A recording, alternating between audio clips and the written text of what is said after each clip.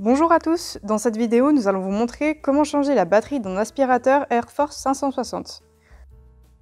Attention, pour cette réparation, vous aurez besoin d'un tapis antistatique pour ne pas risquer de griller vos composants. Nous vous invitons à vous adresser à votre centre de réparation le plus proche si jamais vous n'avez pas de tapis antistatique. Nous allons maintenant commencer la réparation. Commencez par retirer le bac à poussière. On retire le petit cache en plastique sur la poignée. Ensuite, on prend une visseuse ou un tournevis avec un embout Torx de 6 et on dévisse la vis à l'arrière. On retourne le boîtier et on fait de même pour les deux vis avant. N'hésitez pas à vous aider d'une pince si vous avez du mal à saisir les composants. On enlève ensuite l'arrière de poignée en la tirant vers l'arrière.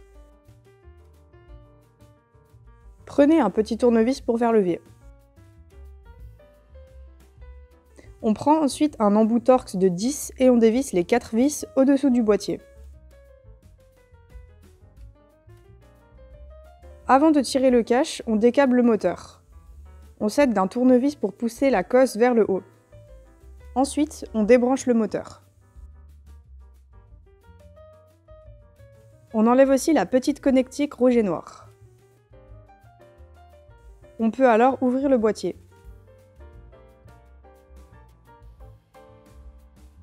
On dévisse les deux vis Torx de 10 qui maintiennent la batterie.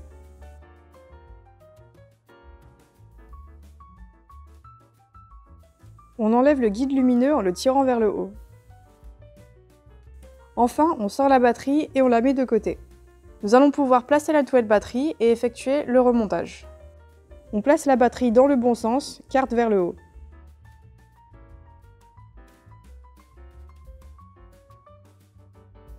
On remet le guide lumineux que l'on passe entre les deux câbles d'alimentation. Ce guide permet de presser les câbles contre la batterie.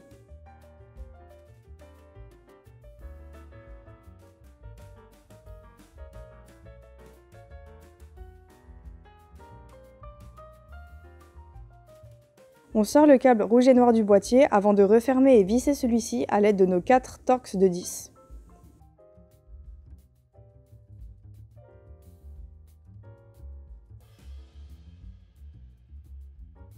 On visse ensuite le tout.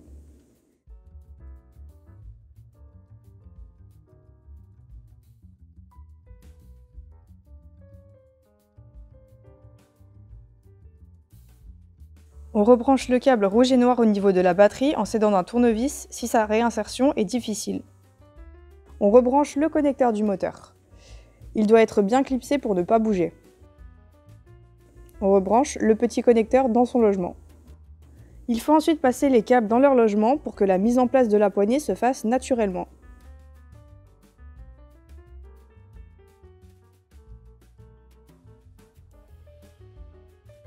On remet la première vis, puis son cache.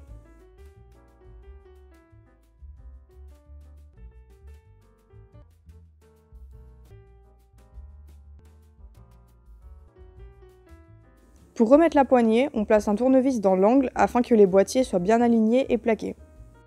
Puis on remet chaque vis.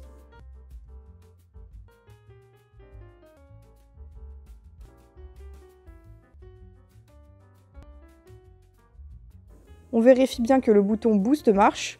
Si c'est bon, il suffit alors de clipser le boîtier arrière dans ses guides. Voilà, vous avez terminé. Likez cette vidéo si elle vous a aidé et visionnez nos autres tutoriels sur notre chaîne YouTube. À bientôt!